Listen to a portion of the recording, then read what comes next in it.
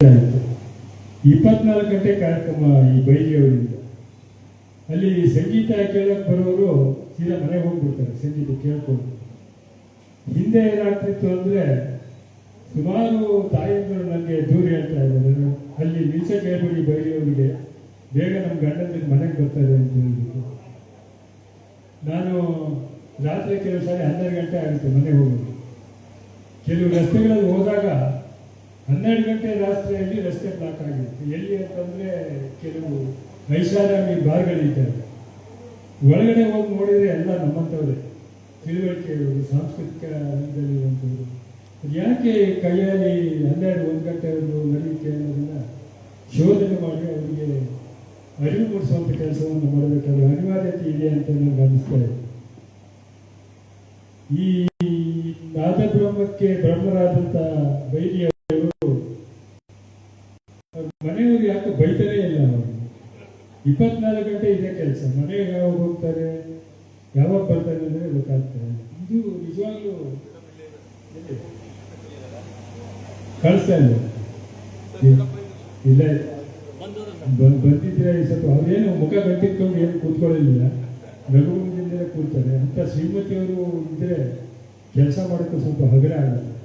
ಇಲ್ಲಾಂದ್ರೆ ಅವರು ಮನೆಗೆ ಹೋಗ್ತಾನೆ ಒಂದು ರೀತಿ ಗಿರಿಗಿಟ್ಲೆ ಆಗಿ ಸುಮ್ಮನೆ ಬಿಟ್ಟರೆ ಇವ್ರು ಕೆಲಸ ಮಾಡೋದಾಗಿದೆ. ಅಂತ ಶ್ರೀಮತಿಯವರ ಸಂಖ್ಯೆ ಜಾಸ್ತಿ ಆಗಬೇಕಾಗಿದೆ. ಹುಡುಕ ಗಂಡರನ್ನ ತಾಳ್ತಾರೆ, ಆದರೆ ಈ ಥರ ಸಾಮಾಜಿಕ ಚಟುವಟಿಕೆಯನ್ನು ತರಿಸ್ಕೊಳ್ಳೋದು ಹೆಚ್ಚು ಸಹಿಸ್ಕೊಳ್ಳೋದಿಲ್ಲ. ಯಾಕೆಂತ ನನಗೆ ಗೊತ್ತಾಗ್ತಾ ಇಲ್ಲ.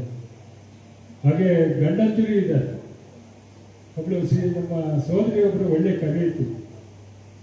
ಯಾಕೆ ಅವಳನ್ನ ಕವಿಗೋಷ್ಠಿ ಕರಿತೀನಿ, ನಮ್ಮ ಮಕ್ಕಳನ್ನ ನೋಡ್ಕೊಳ್ಳೋಕ್ಕಾಗೋದಿಲ್ಲ, ನಾನೆಲ್ಲ ನೋಡ್ಕೊಳ್ಬೇಕು ಅಂತ ನಮ್ಮಲ್ಲಿ ಗಲಾಟೆ ಮಾಡ್ತಾ ಇರ್ತೀನಿ. ನಾನು ಅಪ್ಪ ಮಾರಾಯ, ಆ ತಾಯಿಗೆ ನೀನು ಕವಿಯಾಗಿ ಬಿಟ್ಟಿದೆಯಲ್ಲ, ಅದೇ ನಿನಗೆ ದೊಡ್ಡ ಸರ್ವಸ್ವ.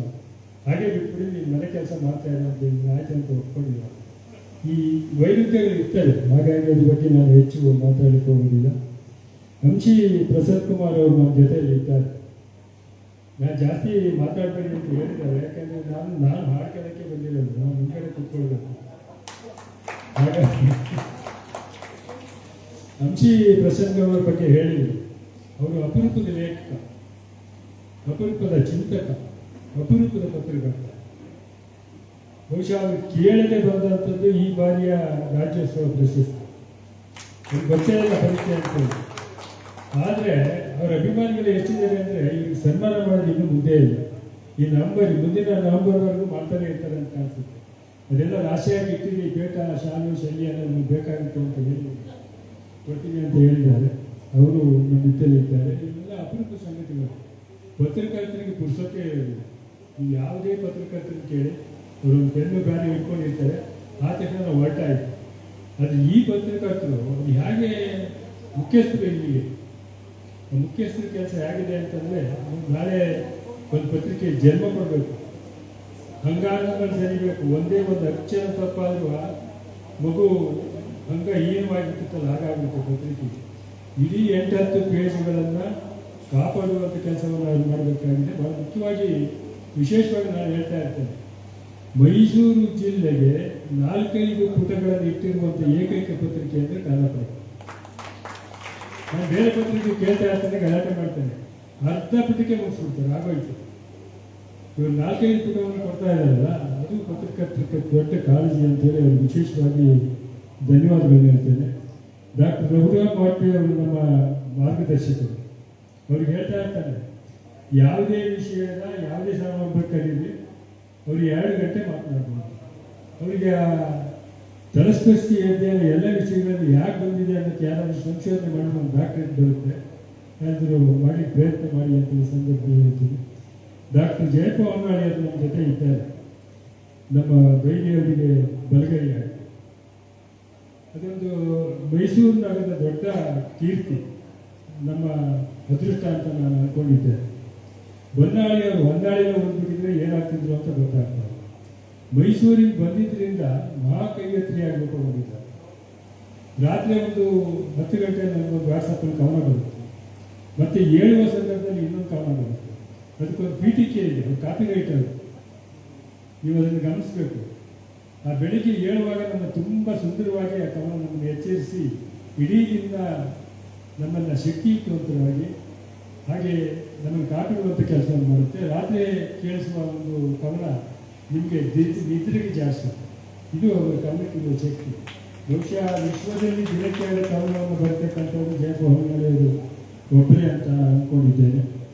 ಹಾಗೆ ಸೋದರಿ ಸುಧಾತ ಜಯಕುಮಾರಿಯವರು ಮತ್ತು ಇನ್ನೊಬ್ಬ ಸೋದರಿ ಗೀತಲಕ್ಷ್ಮಿ ಕಿಣಿಯವರು ಈ ಕಾರ್ಯಕ್ರಮದ ಹಿಂದಿನ ಶಕ್ತಿಯಾಗಿ ದುಡಿತಾ ಇದ್ದಾರೆ.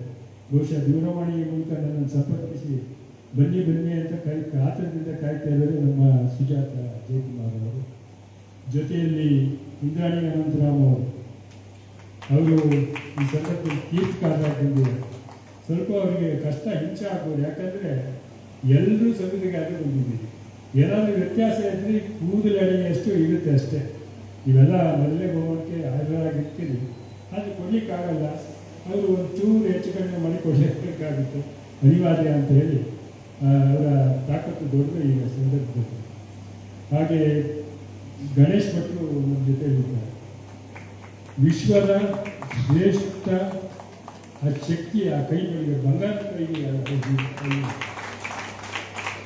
ಈ 4 ಜನ ಇಂದುಶೇಖರ್ ಅವರು, ರಾಘವೇಂದ್ರ ಅವರು ಹಿಂದಿ ಜೊತೆಯಲ್ಲಿ ಇದ್ದಾರೆ. ಅವರೆಲ್ಲ ಕೈಗಳು ನಿಜವಾದ ಬಂಗಾರದ ಬೆಳೆಗಳು. ಈ ಶುರು ಮಾಡಿದ್ರೆ ರಾತ್ರಿವರೆಗೂ ಬಾರಿಸ್ಬೇಕಲ್ಲಪ್ಪ. ನಮ್ಗೆ 2 ಸಾರಿ ಬೆಳ್ಳಾಡ್ಸಾದ್ರೆ ನಮ್ಮ ಕೈ ಬೆಳೆಗಳೆಲ್ಲ ಸುಸ್ತಾಗಿ ಹೋಗ್ಬೇಕು. ಈಗ 24 ಗಂಟೆ ಈ ಬೆಳೆಗಳು ಆಡ್ಸೋದಿದೆಯಲ್ಲ, ಅದು ನಿಮ್ಮ ಶಕ್ತಿ ಅಂತ ಹೇಳ್ತಾ ದೇವರು ಇನ್ನೂ ಶಕ್ತಿಯನ್ನು ನಿಮ್ಗೆ ಕೊಡಲಿ ಅಂತ ಅಂದ್ಕೊಳ್ತೇನೆ. ಹಾಗೆ ಗಂಗಾಧರ ನಮ್ಮ ಹಿರಿಯರು ರಾಷ್ಟ್ರಪತಿ ಪುರಸ್ಕೃತರು, ಹಾಗೆ ರಾಜೇಶ್ ಪಡಿಯಾರವರು, ಹೀಗೆ ಗೆಳೆಯ ಮೂರ್ತಿಯವರು, ಶೋಭಾ ಜಯಕುಮಾರ್ ಅವರು, ಒಂದು ಜಯಪ್ರಕಾಶ್ ಅವರು ಒಂದು ಸಂಸ್ಥೆಯ ಮುಖ್ಯಸ್ಥರು ನಮ್ಮ ಜೊತೆಯಲ್ಲಿದ್ದಾರೆ. ಪೊಲೀಸ್ ಅಧಿಕಾರಿ ನನ್ನ ಹಳೆಗೆ ಹೆಸರು ನಾನು ಮರ್ತೋಗ್ಬೇಕು.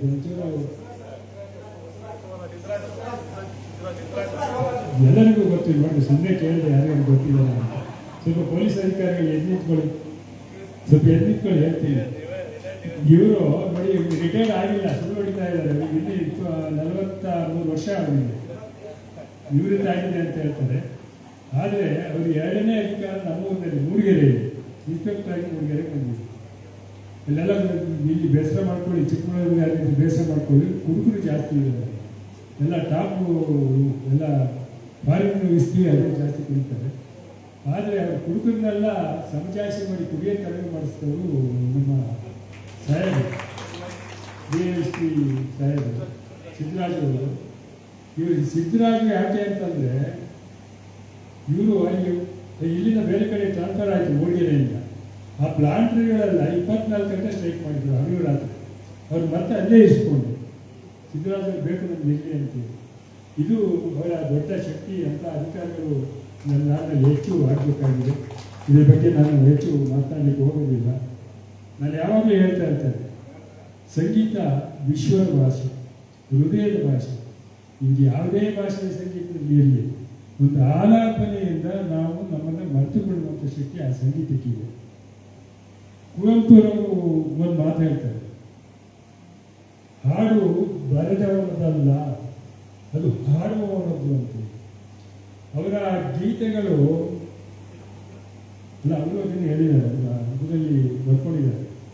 ಅವ್ರು ಏನು ಹೇಳ್ತಾರೆ ಅಂತಂದರೆ, ನನ್ನ ಹಾಡುಗಳನ್ನು ಖ್ಯಾತ ಗಾಯಕರು ಹಾಡಲಿಲ್ಲ ಅಂದರೆ ನನ್ನ ಹಾಡುಗಳೇ ಯಾರಿಗೂ ಗೊತ್ತಾಗ್ತಿರ್ಲಿಲ್ಲ ಅಂತ. ಇದು ಸಂಗೀತಕ್ಕಿರುವ ದೊಡ್ಡ ಶಕ್ತಿ. ಇನ್ನೊಂದು ಮಾತನ್ನು ಅವರು ಬರ್ಕೊಳ್ತಾರೆ ಅವರ ಆತ್ಮ ಚರಿತ್ರೆ. ಏನು ಅಂತಂದರೆ, ಅವರು ಶ್ರೀಮಂತರ ಮಗ, 100 ಎಕರೆ ಅಡಿಕೆ ತೋಟ ಇದ್ದಂಥದ್ದು. ಅಡಿಕೆ ಅನೇಕ ದೇಶಗಳಿಗೆ ಹೋಗ್ತಾ ಇರ್ತಾನೆ, ಹೋಗಿದ್ದೇನೆ. ಆಸ್ಟ್ರೇಲಿಯಾದಲ್ಲಿ 1-3 ತಿಂಗಳಿದ್ದೆ, ಜಪಾನ್ಗೆ ಹೋಗಿದ್ದೇನೆ, ಸಿಂಗಾಪುರ್ ಎಲ್ಲ ಹೋದಾಗ ಇನ್ನೊಂದು ವಿಚಿತ್ರ ಸಂಗತಿ ಇದೆ. ಎಲ್ಲ ಬಾಡುಗಳನ್ನು ಮೊಹಮ್ಮದ್ ರಫಿಯವರ ಹಾಡು. ಇದ್ಯಾರಪ್ಪ ನಮ್ಮ ಸಾಬ್ರದ ಹಾಡಿದೆಯಲ್ಲ ಅಂತ ಕೇಳಿದ್ರೆ, ನಿಜವಾಗ್ಲೂ ಮೊಹಮ್ಮದ್. ಇದು ಸಂಗೀತ ಇರುವ ಶಕ್ತಿ ಅಂತ ನಾನು ಹೇಳ್ತೇನೆ.